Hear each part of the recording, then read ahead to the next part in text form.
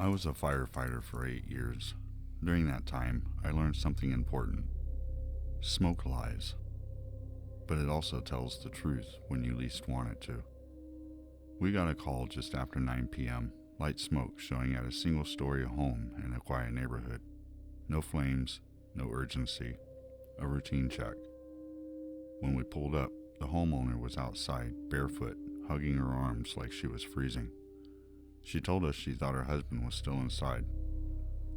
He was standing in the living room window, she said, but he wouldn't answer me. She pointed to the window. It looked normal, no movement, no shadows. We geared up and went in. Inside, the smoke wasn't thick, just a haze drifting across the ceiling like a layer of fog, but enough that the house felt smaller, darker, quieter. We moved through the living room. My boots creaked on the wood floors. The house had a heavy, wrong kind of silence that doesn't match the level of smoke. Halfway across the room, I heard a footstep behind me. Not mine, and not my partner's. A single step, like someone shifted their weight. I turned my flashlight toward the corner of the room. I saw a man standing there, facing the wall, hands to his side, completely still. I raised my voice. "Sir, fire department, are you injured?" He didn't respond, didn't move, didn't even twitch. My partner whispered, "You see that, right?" I nodded. We stepped closer. When my light caught the floor around his feet, I noticed something odd. There was no smoke drifting between his legs. It parted around him, like he was weight, but also like he wasn't really there. We got within 10 feet. That's when the temperature changed. Not heat from the fire. Cold. A sudden drop. The kind that makes your hands tighten on your gear. We took one more step, and the figure dissolved into the smoke. Not stepped away, not ran, just broke apart like mist. My partner swore under his breath. We swept the entire living room, nothing behind the furniture, nothing behind the entertainment stand, nothing near the hallway. We checked the kitchen, bedroom, the bathroom. No sign of anyone. We radioed command and requested confirmation on occupant status. Command returned and said, "The homeowner says her husband's been at the neighbor's house for the last few hours." We stared at each other for a second. That wasn't a misunderstanding. We both saw someone. We continued the search anyway. Protocol. When we got to the back of the house, near the laundry room, I found something strange. Smaller footprints, maybe child-sized, burned into the dust on the tile floor. But the tile wasn't hot. Nothing was burning back there, and the prints were fresh. My partner called out from the living room, "Hey, come look at this." When I got back to him, he pointed at the inside of the front window, the one the homeowner claimed her husband had been standing at. Clear as day on the glass were 3 long streaks, like someone had pressed their fingertips down the window, then dragged them slowly toward the floor.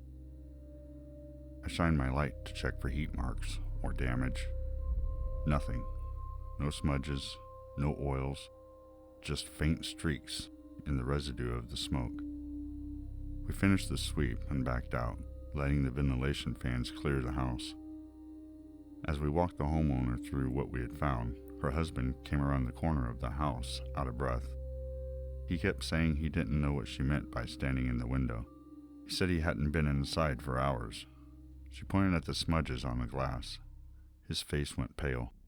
That got my attention, so I asked him quietly, "Have you ever seen anything strange in the room before?" He didn't answer right away. He looked down at his hands like he was debating saying it out loud. Finally, he said, "When I was a kid, I used to see someone standing in that same corner every night. My parents said it was sleep paralysis, but I wasn't sleeping." We cleared the scene and left. But about an hour later, back at the station, I got a call forward from dispatch. It was the homeowner. She asked if the smoke could ever twist into shapes. I told her it can. Smoke does weird things. Then she asked, "Can smoke ever knock on a wall?" I didn't have an answer for that.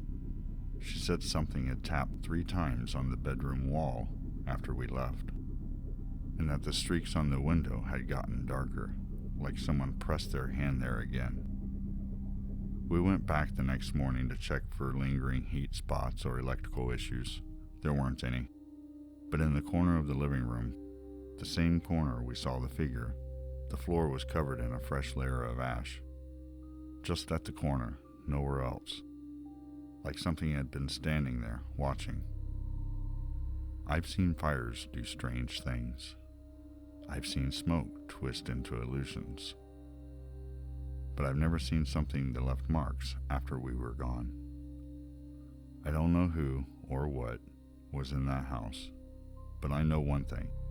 Whatever it was, whatever we saw in that corner, it wasn't smoke.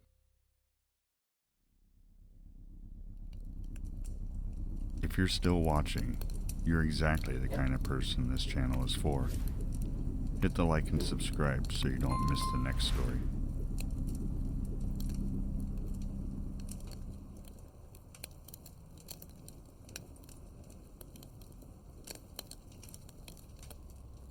I was sent on a welfare check on a house neighbors wouldn't stop calling about.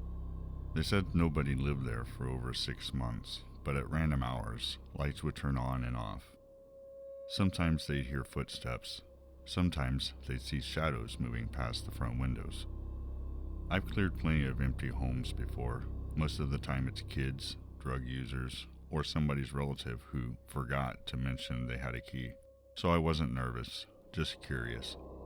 When I pulled up, the place looked exactly like you'd expect for a house that'd been sitting. Overgrown yard, mailbox stuffed, paint peeling near the porch, every curtain drawn. I walked up, knocked on the door, and called out, "Police department, anybody inside?" No answer. I listened for a second. The neighborhood was dead quiet.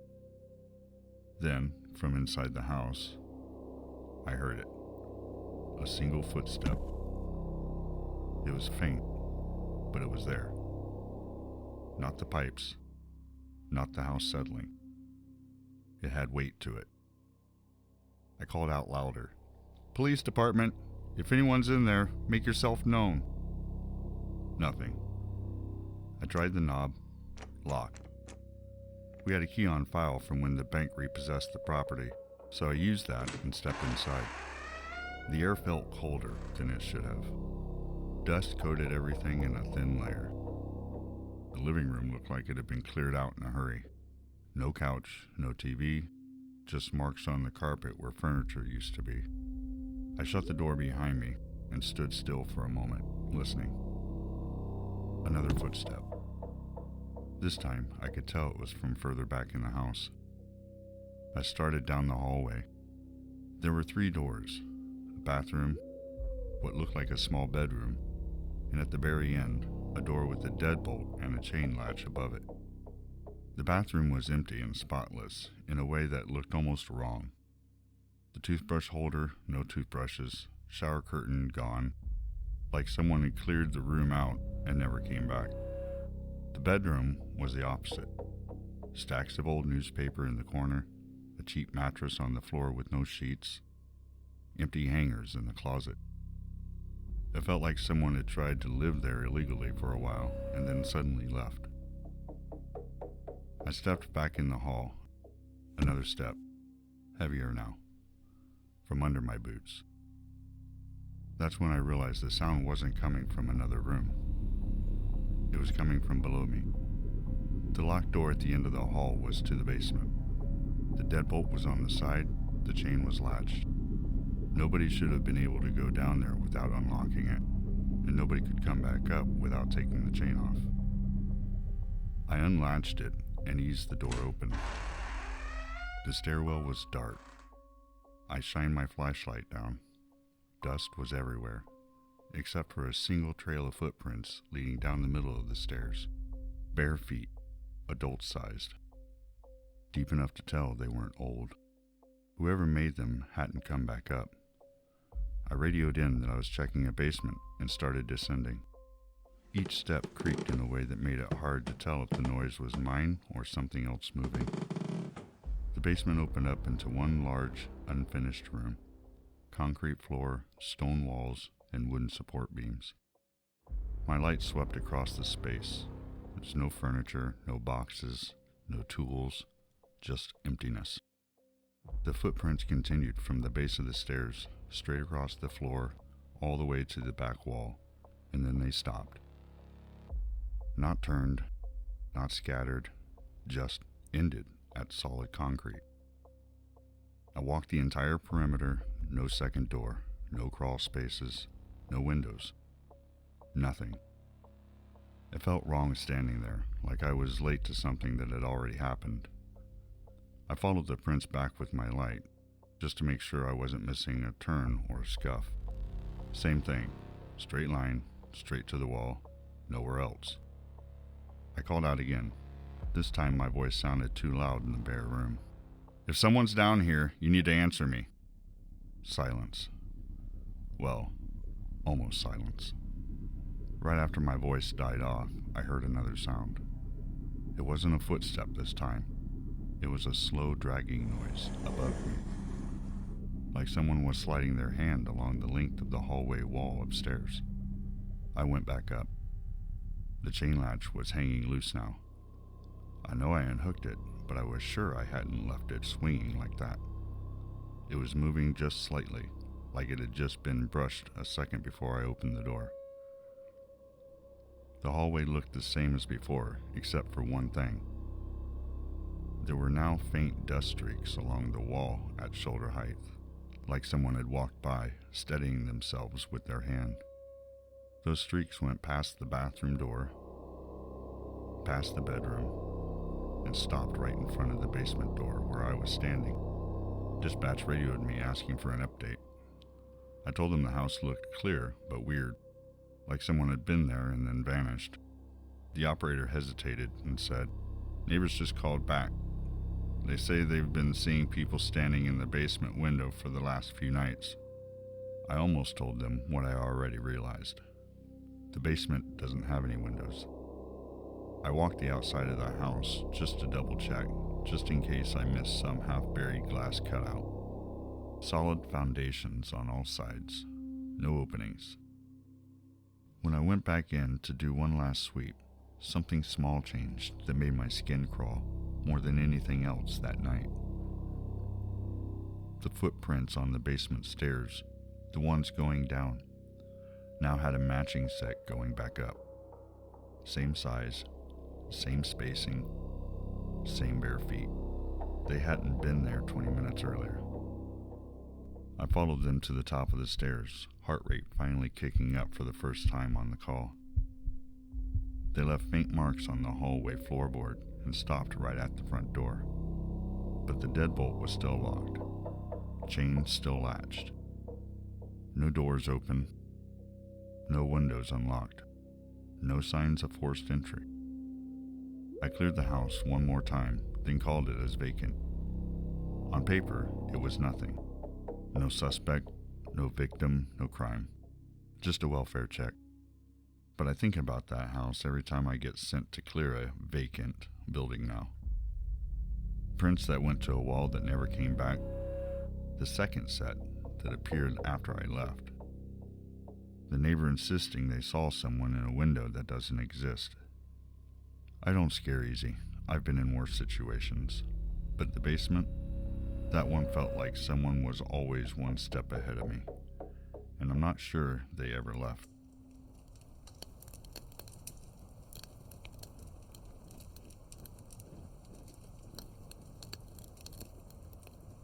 I was working EMS when we got a call from an older woman just after 11 a.m. Her voice was calm, too calm for someone calling to say her husband wouldn't wake up. Calm is never good. Panic means you still believe we can help. Calm usually means they already know we can't. When we arrived, the front door was cracked open like she had been expecting us. She wasn't pacing, She wasn't sobbing. She was just standing in the hallway, hands folded neatly in front of her. "He's upstairs," she said. She spoke like she was reminding us where the bathroom was, not like someone announcing a death. We went up the stairs, and the house felt stale, like the air hadn't moved since early morning. Sunlight was coming through the blinds, but it didn't warm the hallway at all. Her husband was lying on the bed in the master bedroom, eyes closed, no distress on his face. We checked the vitals. He was gone. Had been for a while. I asked her gently, "When did you find him like this?" She looked right past me towards the hallway and said, 9 this morning. It was almost noon. I asked why she waited to call. She didn't answer right away. Instead, her eyes followed the length of the hallway, not scanning, but tracking someone. Finally, she said, "I had to wait." I asked, "Wait for what?" She kept staring down the hall. For him to stop walking around. At that moment, I felt the room shift a little. The way she said it, too normal, too certain. I tried to clarify. "Ma'am, what do you mean by walking around?" She sighed like this was the part she hated explaining. "It's just something he does after he dies. He walks the hallway for a while." Not did. Not did once. Does. Present tense. I assumed she meant dreams or memories, or maybe she was coping in her own way. People grieve strangely sometimes. But she kept talking. "It happened last time, too." I froze at that line. Last time? We didn't press her. Grief can hit in odd ways, and sometimes people say things they don't mean literally. We did our job, confirmed time of death, filed a report, and contacted the funeral home. She thanked us, quiet and polite, but she didn't follow us downstairs. She stayed right at the top of the stairs, looking down the hallway again, tracing something we couldn't see. When we reached the bottom, I looked back up. She was still staring, not at us, at the floorboards, like someone was walking past her, one slow step at a time. We left, but halfway down the walkway, her front door closed behind us. Not a slam, just a soft, deliberate push. I don't know why, but I felt compelled to look back up at the second floor window. The curtains moved, not open, just enough to suggest someone was standing behind them, but the wife was still upstairs, and her silhouette was nowhere near the window. When we got back to the ambulance, my partner broke the silence first. "You heard her say last time, right?" I nodded. We finished our shift and filed our call normally. But after midnight, when I was home and getting ready for bed, I got a message from dispatch asking if we had returned to the residence after the call. We hadn't. Dispatch said the wife had called back around 3 p.m. She sounded shaken. Said she heard footsteps in the hallway again, louder than before. Slow, steady, walking the length of the house. She said she thought it was us checking on her, but she realized it wasn't when the steps came right up to the bedroom door and stopped. Dead still. She said she waited for them to move again. They didn't. Not until just before she hung up. 3 slow steps, heading back down the hall. She asked dispatch if we could send an officer to check the house, but that wasn't the part that bothered dispatch. The part that bothered them was the last thing she said. "He only stops walking after he realizes he's dead, and today he forgot longer than usual." I don't know what happened in that house. I'm not saying it was paranormal. I'm not saying it wasn't. But that woman's calmness, her certainty, and the way she watched the hallway like someone was still pacing it, that stuck with me more than the call itself. Some people are afraid of losing their loved ones. She seemed afraid of losing something else entirely. Thanks for watching. If you have a true story, send it to acestruestories@gmail.com. If you have an idea for a future video, leave a comment And don't forget to like and subscribe. Remember, there's always another story.